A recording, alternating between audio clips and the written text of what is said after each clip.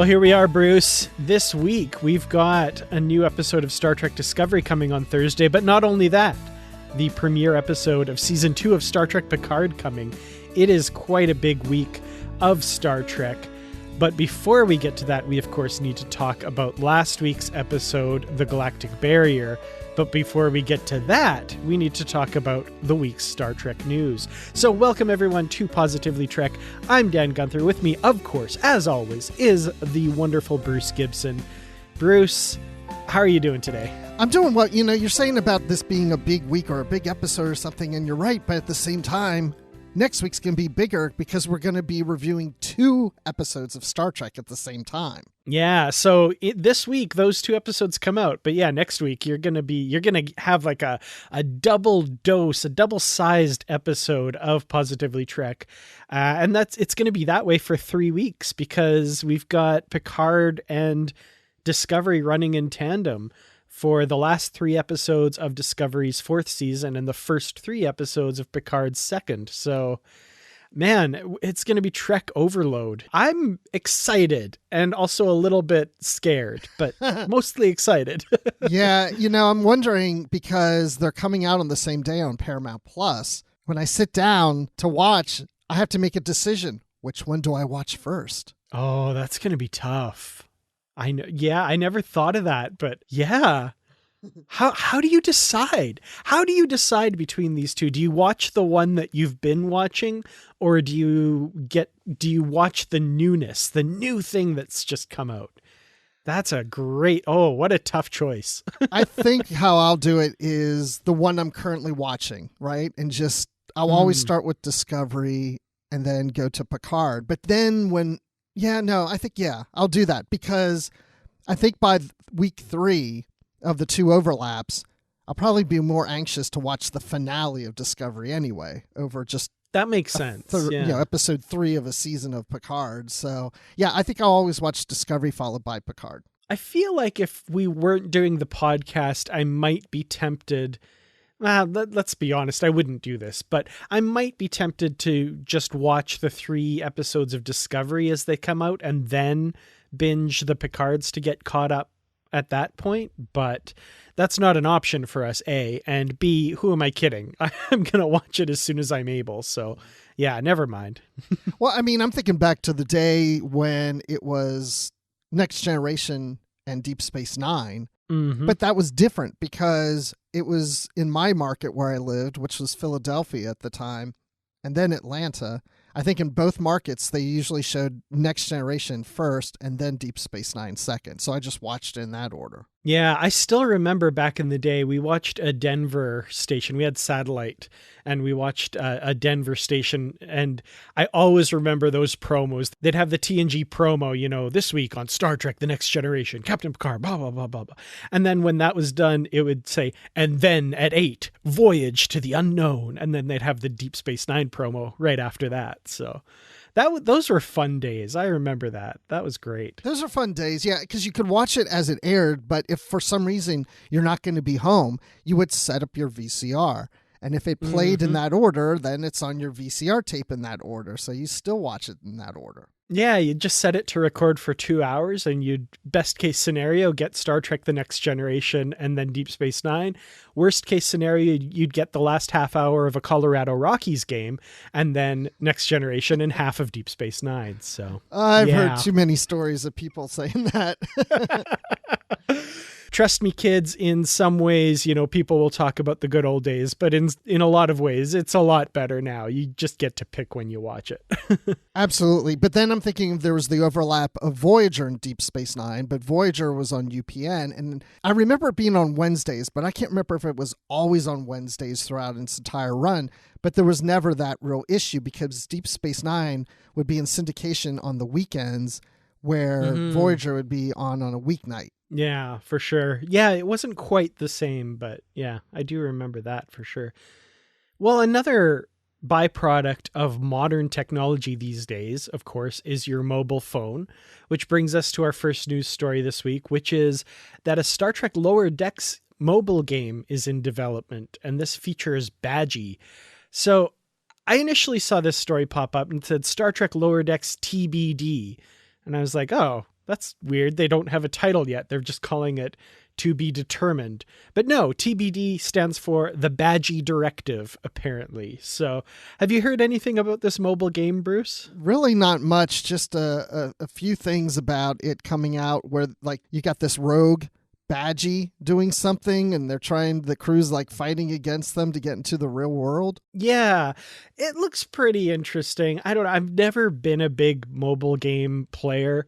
Other than, I guess, Wordle nowadays. I don't know if that counts, but yeah, I don't know. This looks interesting. Is this something you look interested in, or is this something you might pick up?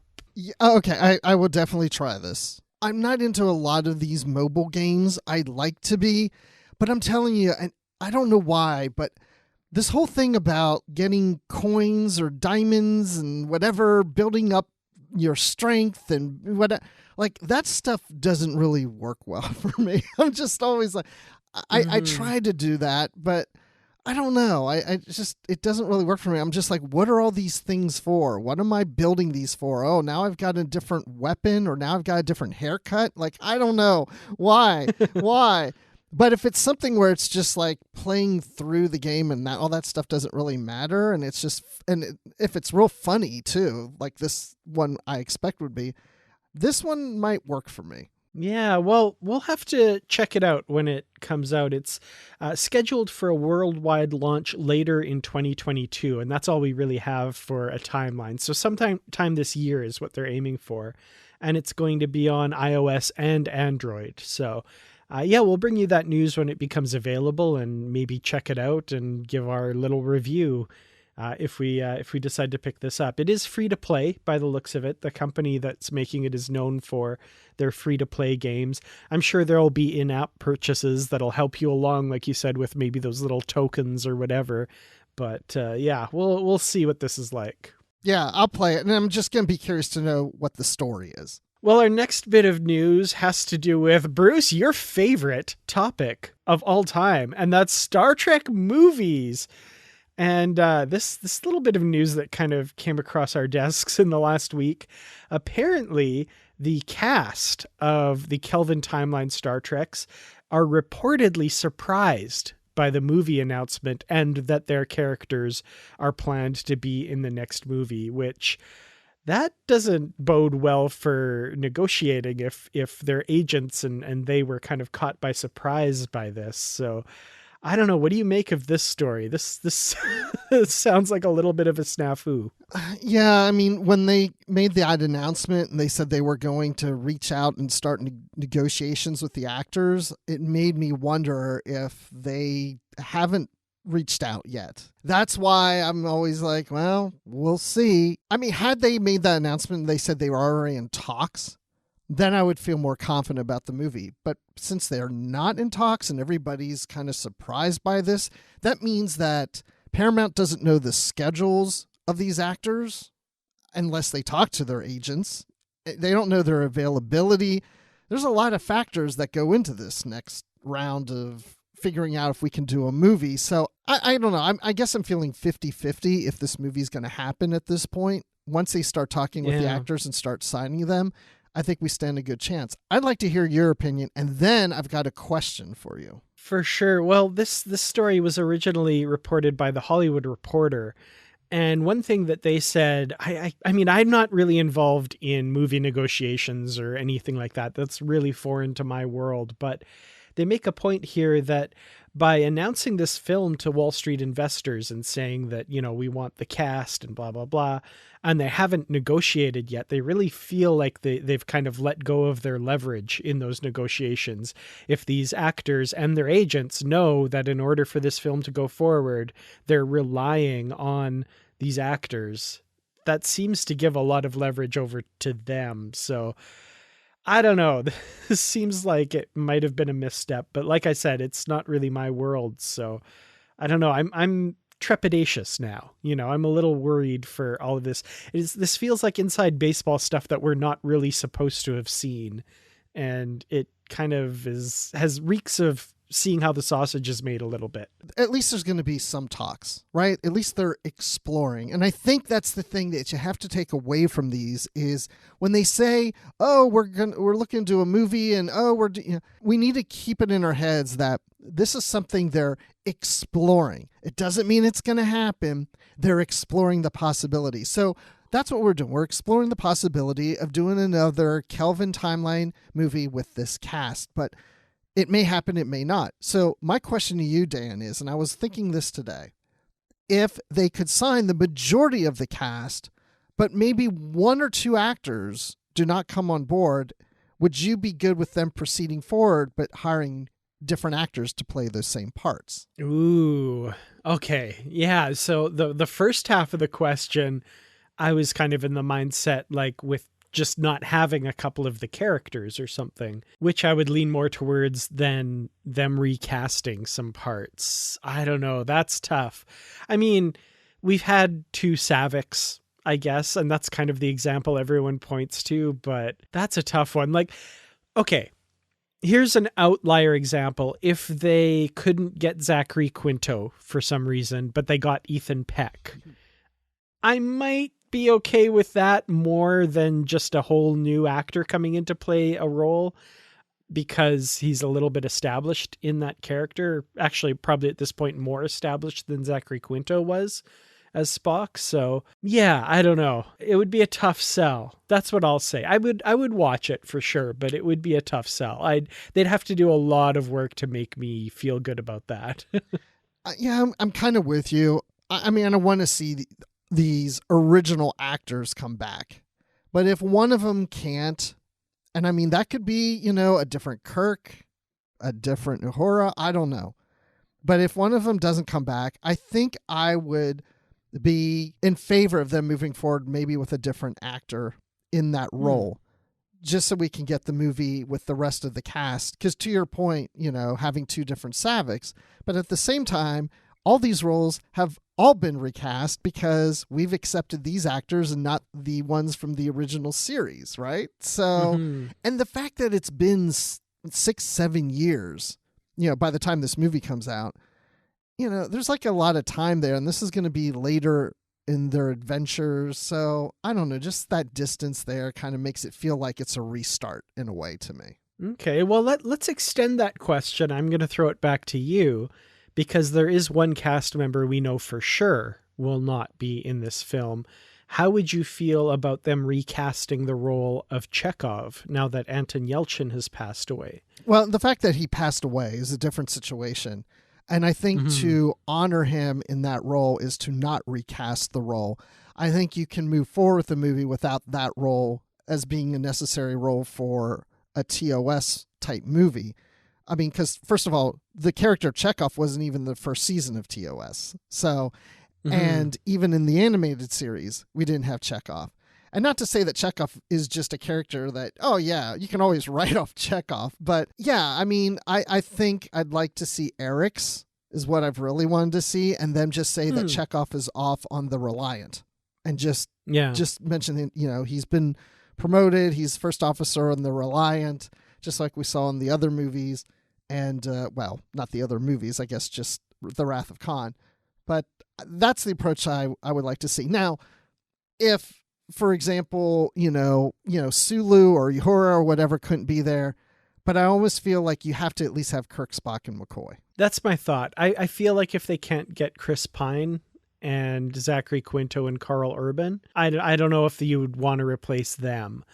The other characters, and by no means this is meant as any disrespect to John Cho or Simon Pegg or Zoe Saldana or any of the other actors, I feel like they're a little bit more fluid in how important they are to the film. I don't know. I feel like people might write us about that one, but I don't know. It's a tough one. I think replacing any of the characters, like I say, it would be a tough sell. I would like to see everybody who's able to be back. But yeah, I mean, I'd watch it. Oh, yeah. Yeah, I just feel like Kirk, Spock, and McCoy, whether they're played by... I mean, yeah, I wouldn't want to replace all three of those actors, but those three, to me, are necessary for a film or a series about the original crew or whatever of the 1701. Well, I know they're not the original Pike's crew, but I don't even know how to say it. I don't even like saying TOS because it's like, yeah, but they're not in the original series, whatever they are. But because we've watched the original series and these other characters weren't in every episode, Scotty, Uhura, Sulu, Chekhov, Chapel, on and on and on, we're kind of used to that. But when it comes to Kirk, Spock, and McCoy, it's like the Three Stooges, right? You don't want to have just two of them there. It's like, to me, those characters really work when all three are there. If there's just two of them, it's not going to work as well to me. Agreed completely. Well, our final piece of news we should move on to is a peek at Star Trek Picard Season 2 on the Ready Room, which is, of course, the after show for the Star Trek shows on Paramount Plus. And I should warn you, there are going to be spoilers for Star Trek Picard Season 2 based on what we saw in that sneak peek. So if you do want to, you can skip ahead to the Discovery review if you don't want any spoilers. But we're going to talk a little bit about what we saw in the sneak peek. And I say what we saw, but I actually never got a chance to see the sneak peek. Bruce got to see it. I've only seen like still images from it, but even those still images look pretty enticing. So Bruce, what can you tell us about this sneak peek? Well, first of all, I'm surprised that you haven't seen it. So okay, yeah, like you said, spoiler alert. And it's not huge spoilers. It's just the setup of the series of this season 2. But we do show that Jean-Luc Picard is back to his chateau in France, and it's been a year since the end of season 1 in the timeline. So a year has passed for these characters, and he's being cared for by Laris at the chateau. Now, nothing is said about Zhaban. So I don't know if he's around or not, but in the little clips and little trailer we saw, that character was not mentioned. So I don't know if he just went on holiday or something. I have no idea. But we learned that Admiral Picard is now back into Starfleet. He is heading up Starfleet Academy, and he's also there with Raffi. She's teaching at the Academy. Nice bit of continuity, because that was the job that was offered to Picard in season 1 of Star Trek The Next Generation. He was offered to become Commandant of Starfleet Academy. So that's pretty cool. Yeah, I hadn't even thought about that. And, we saw Kirk going that same route, Mm-hmm. So, yeah. The other thing I like about it is Elnor is a cadet. And in the clip we see, they call out Elnor as being the first full Romulan to be enrolled at Starfleet Academy. That's pretty cool. That's kind of putting him in the ranks of Worf, right? The first Klingon, and now we have the first Romulan. That's awesome. Yes. Then we find out 7 of 9 is on the La Serena. She's actually commanding that ship. So Rios doesn't have the ship anymore. 7 has it, and she's back with the Fenris Rangers. So there's this little battle going on when we see this clip, but she also has one of the Rios holograms still activated because the other ones she found too annoying. And then we have Soji and Girardi. They are on a diplomatic tour where they're working to have people in the galaxy have trust in the synths. And there's some dialogue there where like Soji is talking about, we're just trying to show everybody that we want to be accepted and normal with everybody else, trying to find their place in the galaxy. And then we see Rios commanding a Starfleet starship, full uniform. He's the captain, and we get a nice overhead look at the USS Stargazer. Most of the images I've been seeing floating around have been about this, and Doug Drexler has been sharing images and stuff like this. So this looks really cool. This was a little bit spoiled for me.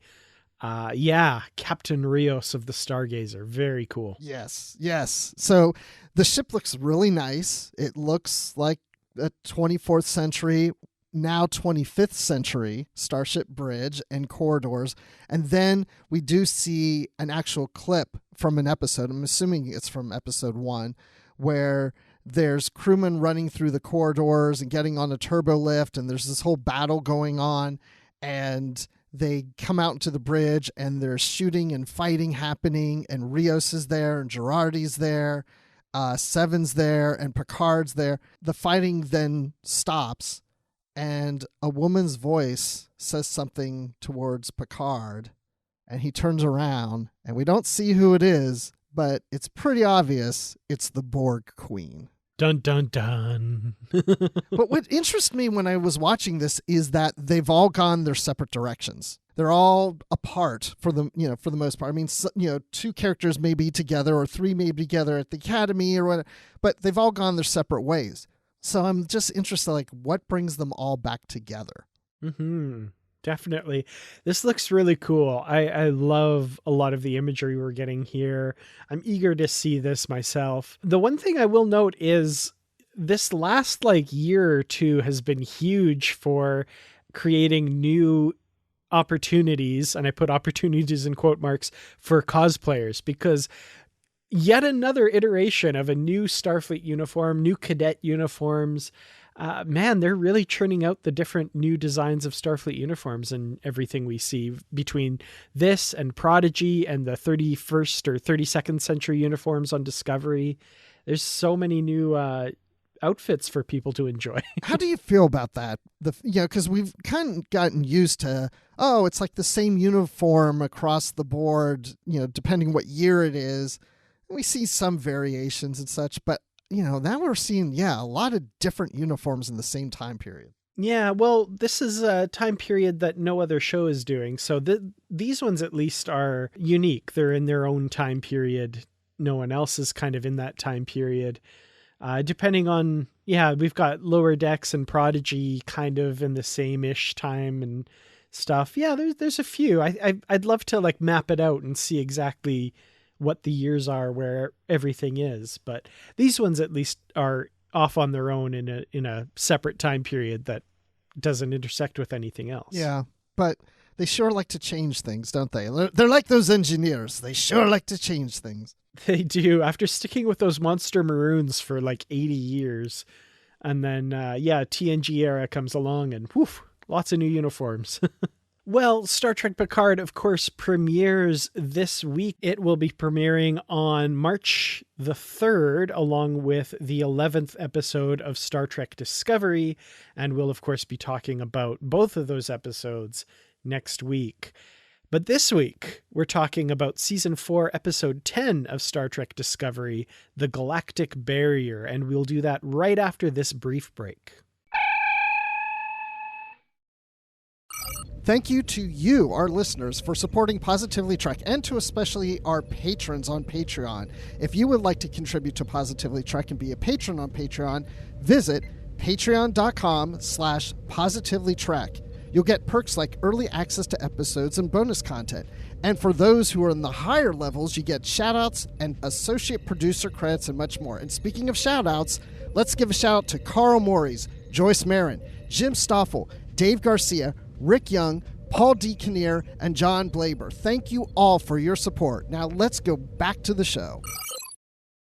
Innumerable worlds are counting on us to make first contact and ensure Species 10C stops the DMA before it can do any more harm.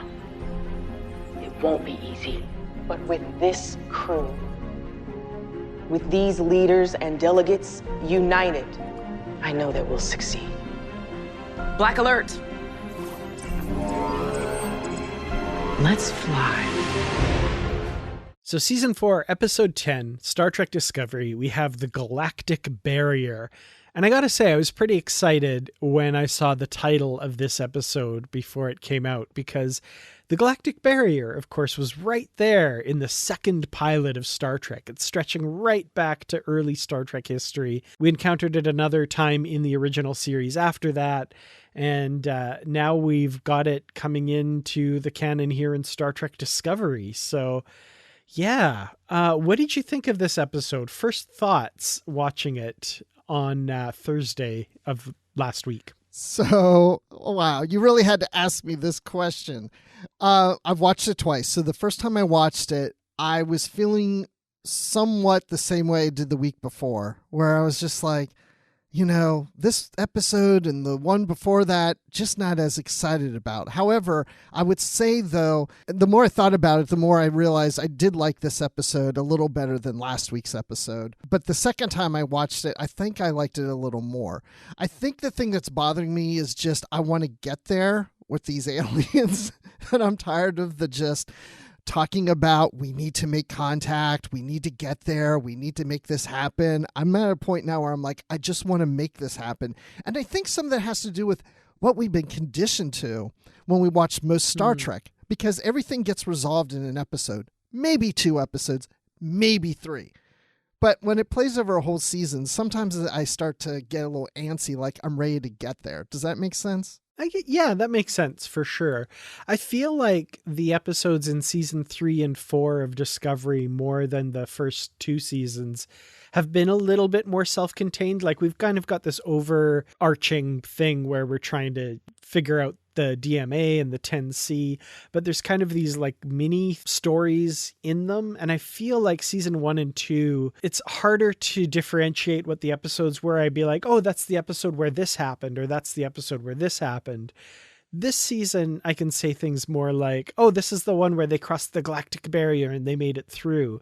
Or like last week's or a couple weeks ago was, oh, that's where they met up with Book and played poker and that was resolved, kind of thing. Like it feels like there's more resolution this season and last season than previously. But to your point, I still get it that, yeah, that story stretched over 13 episodes. Yeah, it can be a little taxing in that you want to get to that destination. So I definitely feel that for sure. Yeah, and I mean, I remember kind of even feeling that way with Enterprise with the Xindi arc in some ways too. Oh yeah, you know, yeah, absolutely. But you know, the more self-contained episode or storylines within the episodes is what I enjoy the most. And I did enjoy the whole Tarka storyline in this. I probably would have liked a little more of that storyline and a little less of getting through the Galactic Barrier, because there's a lot of great character moments. So I'm not taking away from that. But in terms of the story, if we're not looking at the Tarka storyline, but looking at the Discovery storyline, it's like you said earlier. They went through the Galactic Barrier. That's it. There really isn't any more story to that. Is they got through the Galactic Barrier. I mean, yes, they find out that the DMA is going into the Alpha Quadrant and all that stuff. But again, that's not the story. The story is they got from one side to the other. And I'm just like, But the Tarka story was the thing that really sold me on this episode. Let's start with talking about Book and Tarka then, because yeah, we get a lot of backstory as to how Tarka finds himself where he is. And we meet this friend that he's talked about in previous episode, Oros. I want to ask, what did you think of Oros, this character? I liked him. I like the fact that he's this genius, and I like putting him next to Tarka, an alien species that I'm not familiar with. So that's cool. And he doesn't have that arrogance like Tarka does.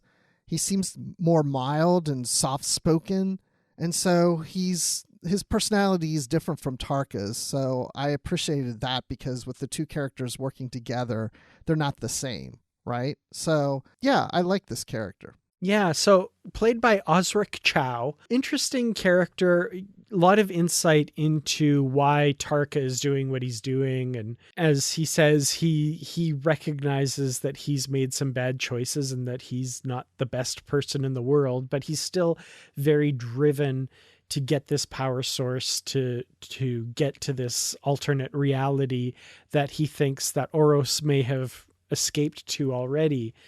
And, you know, I'm obviously not on Tarka's side. I'm not in any way sympathizing with him in any great amount by any stretch, but gaining a bit more understanding into why he's doing what he's doing and what his motivations are, I found really interesting. It softens the character to me.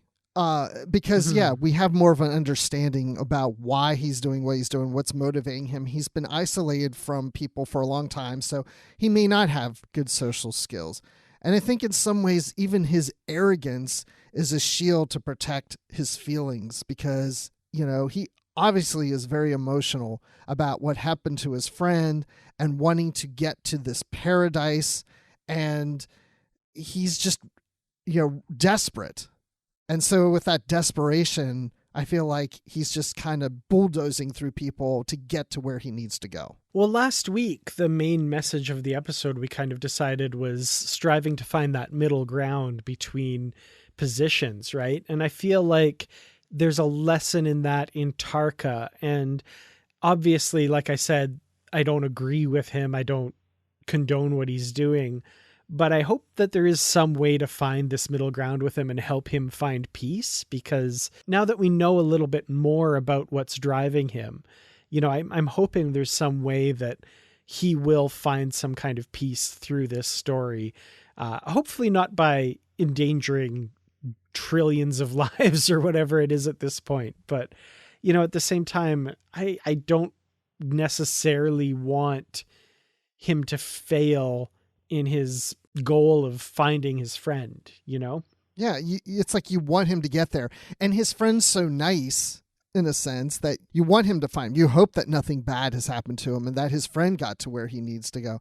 What I'm curious to see now is how that relationship with Book plays out, how it may have changed after this experience. Because Book is like us, the audience, and that is looking at this character and saying, now I understand his motivations. I understand more of who he is. So Book may relate to Tarka a little differently. So I'm curious to see how that plays out in the next episode. Yeah, and with Book being as empathetic as he is, too, right? Yeah. That's got to play into it in a big way for sure. Oros, I hope we see more of him, because I really enjoyed his performance. I thought it was very understated, very soft, and just he seemed like someone I would love to get to know, if that makes sense. Yeah. He seemed like a really cool person, and I really hope we get to see him again this season. Yeah, I wouldn't mind podcasting with him. He would be great here on the show with us.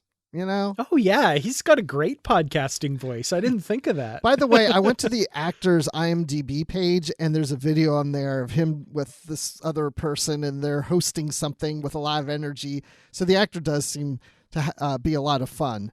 So, but I didn't get to watch much of it, but I might go check that out. But Oros, when I see that name written down, I think of Oreos, because you just put an E in there. It would say Oreos. So I want them to come with Oros Oreos at the store. I want to see that package there at some point. There you go. There's some tie-in marketing. Paramount, you got to get Bruce on the payroll. He's got some killer ideas here, guys. Come on. Oh, man, it's killer. Yeah. Well, I want to talk a little bit about the mission to cross the Galactic Barrier. And we start out with this really interesting scene with everybody kind of sitting around the table with a bunch of translators on the desk in front of them. And I remember a big hullabaloo was made last week when the preview images for the episode came out, and people are like, hey, there's a Star Trek Picard communicator in front of Kovich. What does it mean? And then in this episode, we see, there's that. There's a TNG badge, a Deep Space Nine Voyager era badge. There's the cylindrical translator from the original series there. There's all these different translation equipment, and they're kind of there just kind of incidentally as here's a bunch of universal translators. They might be completely useless in communicating with the 10C. So I thought that was kind of a neat little, I guess, sort of Easter eggs for all this Trekkies to obsess over until we actually see the episode. Yeah, again, it's one of those I love it and hate it things. I love seeing that stuff, but at the same time, I'm like, boy, we do these little callback, little Easter eggs, too often in these shows. Now, I mean, if you go back to the older shows, you may get something like that every once in a blue moon, but I feel like we get something almost all the time. But at the same time, it's fun, right? And it ties it all together. It feels like it all ties together, and so I love seeing it. So. It's cool. There's one I'm saving this for later. There's one thing that they did in this episode that I didn't like, but we'll get to that later. Well, in this scene, we also meet Dr. Hirai, who is apparently a xenolinguist expert, and he's going to be accompanying Discovery on this mission to contact the 10C. And Dr. Kovich apparently is not, because he uses that line that I feel like I've heard in a ton of different movies and shows where he says, I want to come with you, but there are things here that require my attention or something like that. And I'm kind of with the representative of Earth who says what could possibly be more important than this?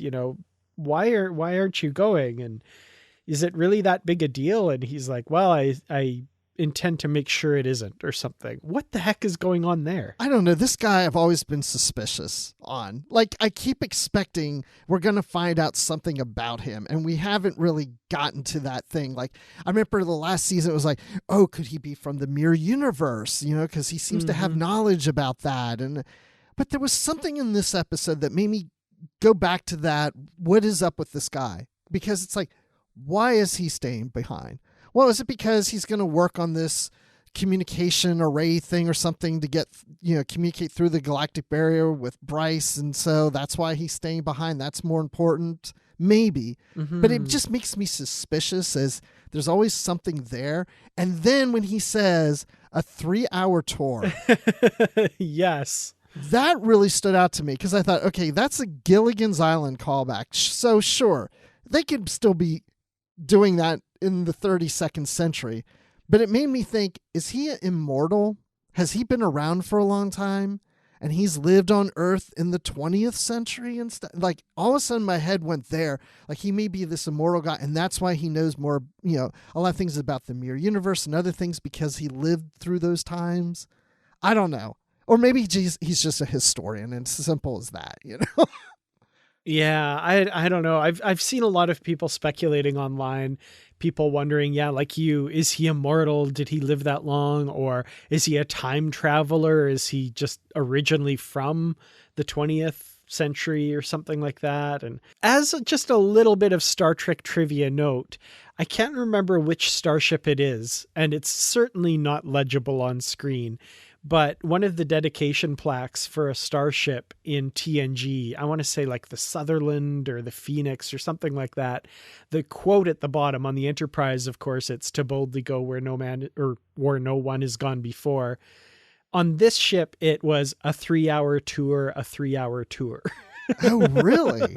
That's interesting. Just as a little in-joke put in by the set designers, right? Yeah. Probably Mike Okuda or Denise Okuda or somebody like that. But yeah, it's there. So it's there. So yeah, maybe it's just a Star Trek universe thing. People say it for centuries, 3-hour tours.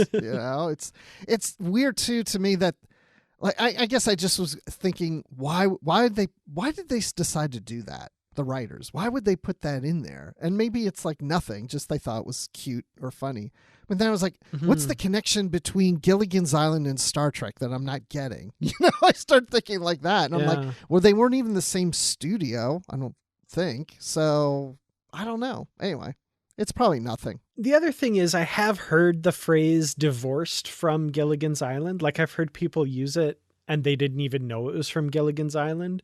They've just heard it used as like a short little, it was supposed to be a short little trip. Oh, it was just supposed to be a 3-hour tour and blah, blah, blah. I get the feeling like they didn't even know it was from Gilligan's Island. It's just something they repeated. So you never know. It could be Kovich doesn't know about Gilligan's Island, but he just knows that phrase. Yeah, I don't know that it would have lasted 1,000 years, but you never know. Now I want to rename our podcast 3-Hour Tour. There you go. Absolutely. Well, like I said, in this scene, we also meet Dr. Hirai, and we kind of noted something about him. This guy likes to munch on stuff. That was one of those things where I was thinking, is this something that they had decided to do in the script or the director, or is this something the actor just said, let me just eat all the time? And they thought they liked that. Because it's funny when they're having that conference and he's doing that, it's like, okay, there's some food there.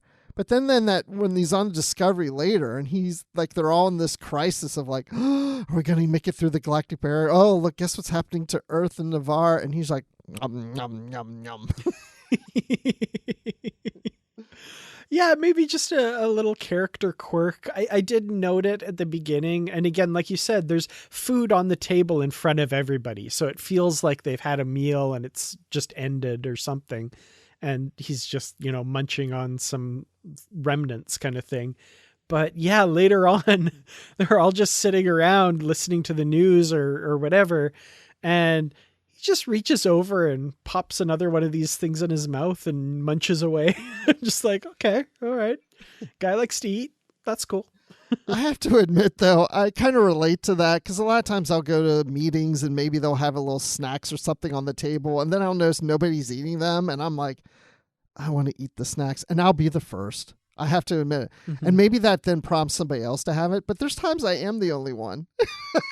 I'm just like, why is anybody eating snacks? There's Oreos on the table. Yeah, it's evil because if it's there, I'll eat it. So Yes. I relate to this guy as well, for sure. Okay, so you and I would be eating together if we're ever in a situation like that. Yeah, but I'd probably be sitting there waiting for you to go first. I'll go first. Awesome. Thank you. I can always count on you for that. Well, two characters that started out a little kind of at odds, but come to a better understanding in this episode are Burnham and President Rillick. And Rillick decides to go along with Discovery because they have to leave quickly. And some of the delegates haven't arrived yet to board Discovery. So she decides that she's going to go on this mission and represent the Federation and turns over power to the vice president. And as soon as she said she was going to be on Discovery, my mind flashed back to the last time at the start of the season when she was on Discovery and she was questioning Burnham's orders on the bridge.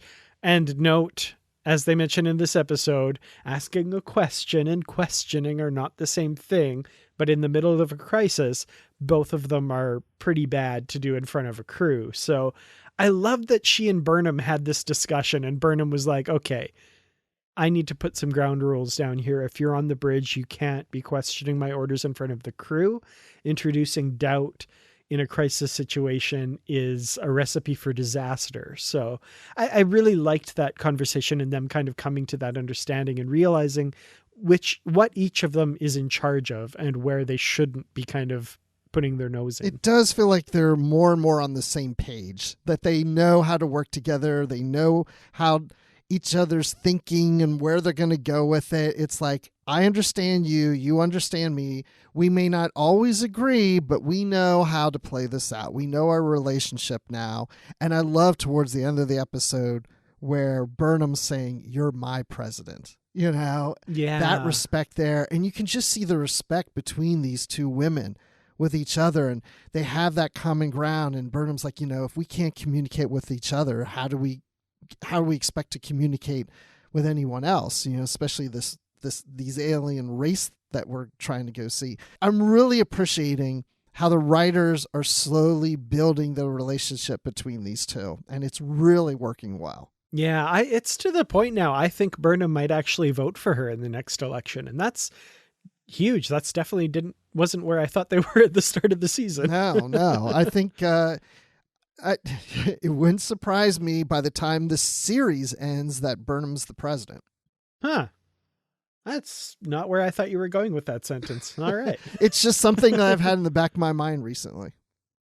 Okay. Well, we'll see. So, en route to the Galactic Barrier, and just before they enter the Galactic Barrier, we get word from Admiral Vance, or there's a classified message for the President and Burnham from Vance, saying that the DMA has moved and now it's moving towards Navarre and Earth. So there's a huge threat to the birthplace of a lot of the people on Discovery. And there's this disagreement between Burnham and Rillick over whether they should inform the crew of this or not. And I love the role that plays in their relationship. By the end of the episode, the president has come around to Burnham's point of view on that and is the one to inform the crew and the delegates of the threat. And I love that scene where Burnham prompts the president, says, you go ahead and tell them, which leads to that line you were saying, you're my president. Because Burnham says people like to hear that the people in charge are in charge and have a firm hand on the wheel and are not broken by the events, that they have a clear head and they're willing to lead us through this. And Burnham needed to hear that as well, is kind of the inference there. And I really loved that moment between them. It so works very well to have this threat at this point approaching Earth, Navarre, Titan, and having that moment where the crew really starts to feel the weight of this. And to have that exchange between Burnham and the president and having that announcement take place on the ship. But at the same time, this is the part that I was saying earlier that I don't like. I so appreciated that we had some galactic threat out there going on, and this time it doesn't affect Earth, because it doesn't have to affect Earth, right? It's just as important if it's affecting other planets. It doesn't matter if it's Earth or not. Lives are being lost, so we don't have to have a threat on Earth all the time. And when that was said on here, it's now approaching Earth, I was like, oh gosh, no, come on. I really like that you guys are staying away from that. But it works well for this episode. So, I mean, it's not that I dislike it that much. It's just I appreciated the fact that they were staying away from another disaster approaching Earth. I definitely get that. And I hadn't thought of that, but that makes sense. I can definitely appreciate that.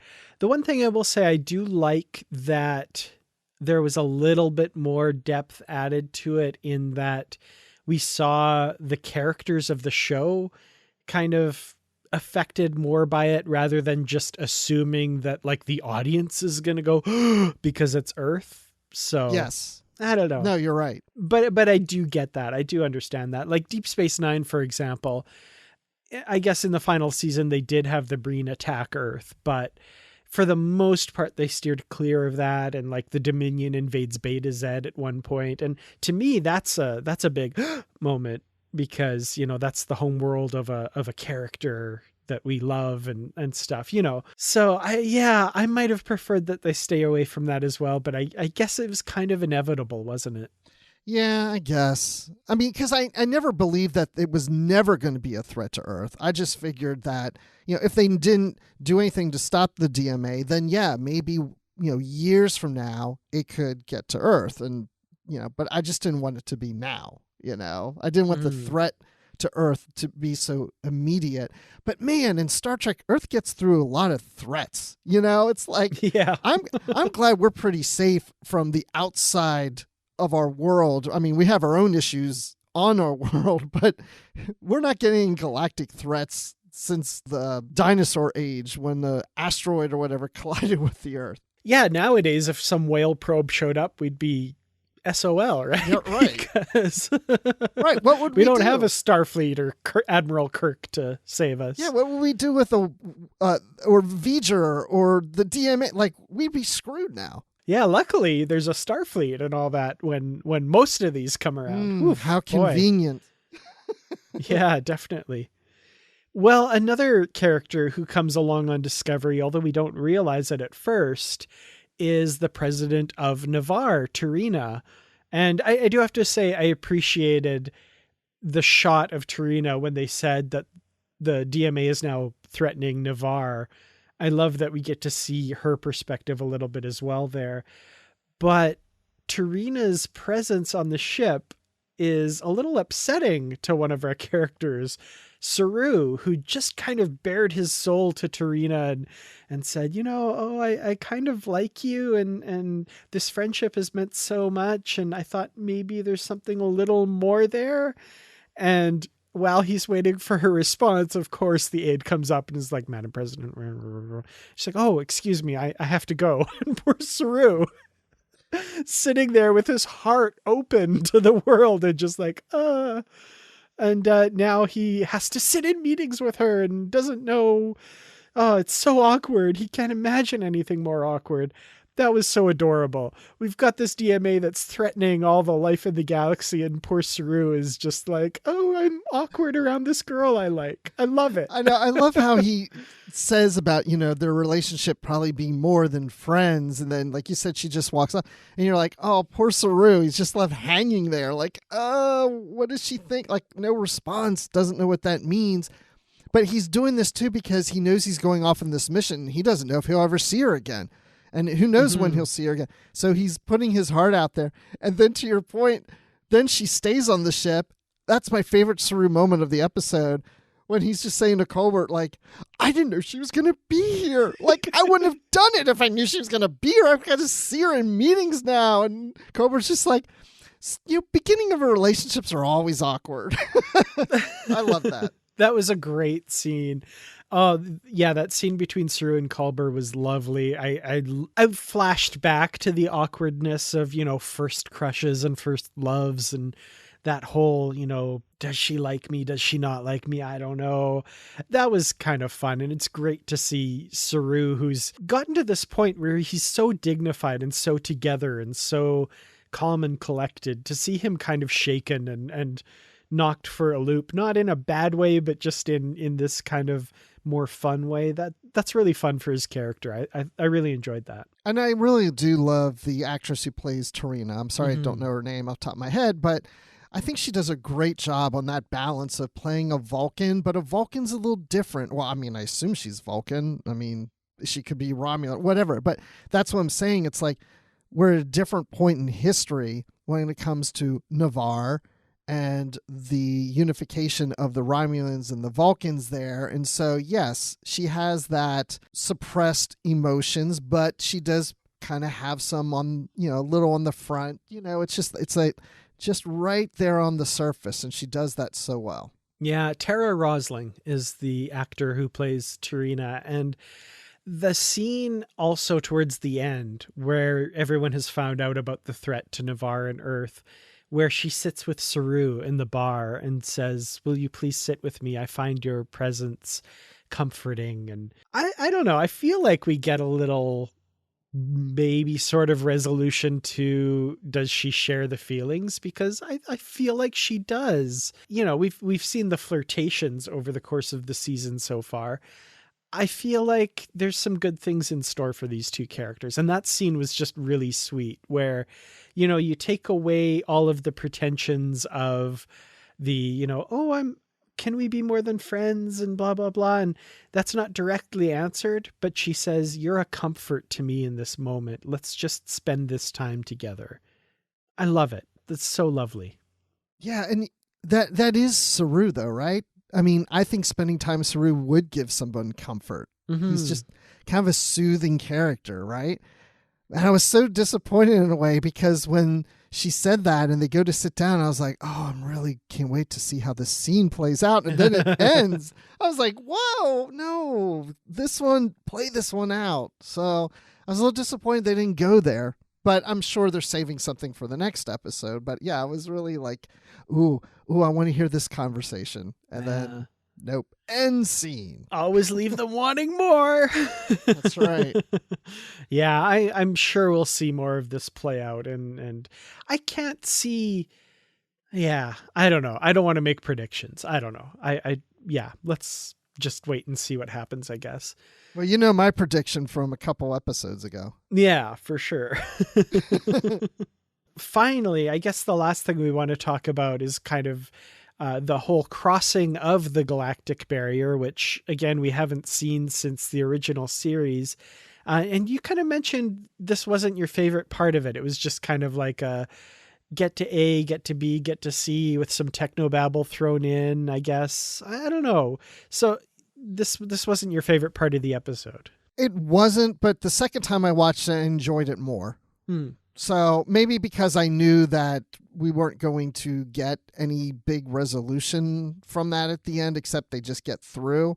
I was just enjoying the whole journey a little more than I was the first time. I do like how the Galactic Barrier is designed a little different from what we've seen in previous Star Trek. I like to think that maybe the Galactic Barrier can look different at different parts of the galaxy, depending where you approach it. Maybe it makes sense. If you need to make it all make sense, sure. Yeah, because I think Stamets or somebody says this particular portion of the Galactic Barrier has higher levels of yada yada what's-its than previously recorded or something. So yeah, that makes sense. Yeah, but the idea of them going into the cells like that, and that was a clever thing. Never expected to see anything quite like that. So, I mean, I enjoyed it. But yeah, I mean, it's just not, there's a lot of story there for me. Mm-hmm. No, that makes sense for sure. We did get to see the return of Adira very briefly as well. A couple scenes with them remodulating forward shields. I guess that was the task assigned to them. And then we see them later in engineering with Stamets. Some nice Stamets moments. It's kind of father figure. I enjoyed that. That was kind of cute. I always figured when that character returned that it would be the focus of the episode would be more on that character.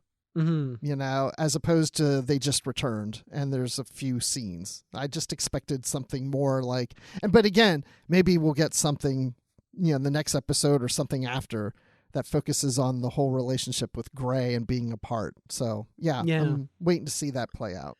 For sure. Well, for more on the character of Adira Tal, check out the recent release of Star Trek Discovery Adventures in the 32nd Century, issue number 1, all about Adira, a new comic series that's just launched. So actually, I think it's issue number 2. Is it number 2? Oh, Grudge was issue number 1. That's right. Yes. Sorry. Yeah. So final thoughts for the Galactic Barrier. Oh, wow. I think...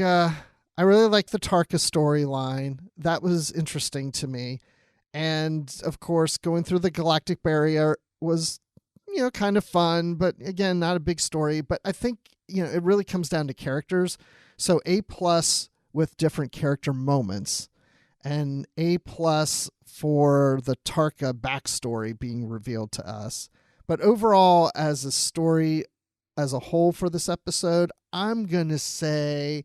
I'm giving it 7 out of 10 herding cats. Ooh, nice. This episode had a few old-timey Earth sayings, I guess. Yeah, I like that.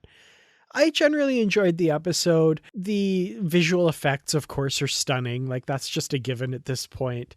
The character moments, though, are what shined for me as well. And I loved the little bits we got with Saru and Tarina and Burnham and Rillick. I love the forward momentum on that relationship. And of course, Book and Tarka, but more than that, even Tarka and Oros and getting that backstory. I really enjoyed that. So kind of on the same page with you about that for sure.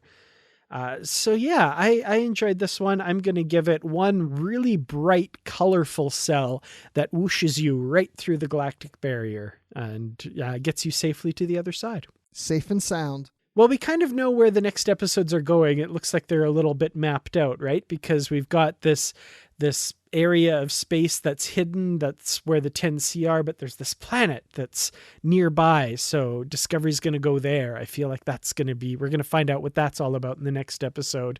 And I worry a little bit that it's going to get overshadowed by the Star Trek Picard premiere next week. So, well, we'll definitely have to give equal weight to both of them because I'm really interested to see where Discovery goes.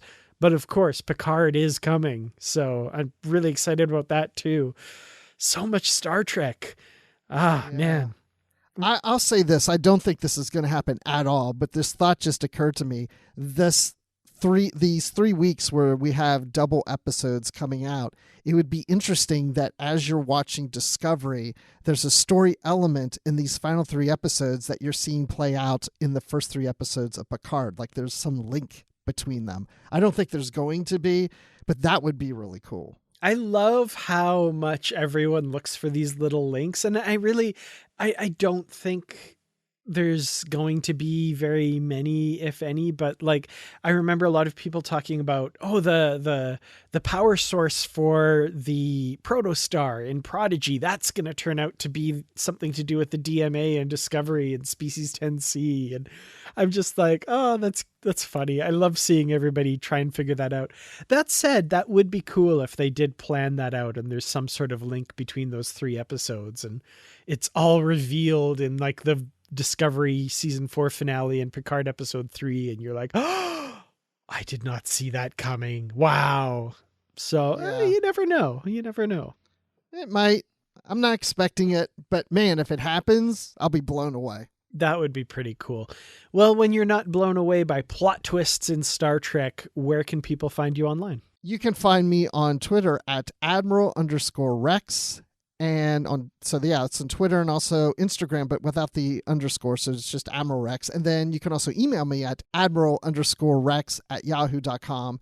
And then you can find me in our Goodreads group about our book reviews on the book club and in our Facebook group online, our discussion group.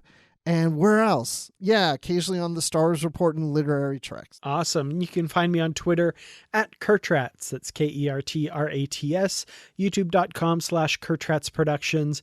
And of course, as Bruce mentioned, in the Positively Trek discussion group on Facebook, where there's probably a flame war happening right now. No, I'm just kidding. It's actually very positive and everyone gets along really well. So come join us there if you love reasonable, happy Star Trek discussion. That's definitely the place for it. And of course, you can reach out to the show, positivelytrek@gmail.com, and contact us on Patreon, patreon.com/positivelytrek, if you're interested in helping us out financially. Thank you so much for listening this week. We really look forward to talking about Picard and Discovery and all the week's Star Trek news next week. Until then, as always, stay positive.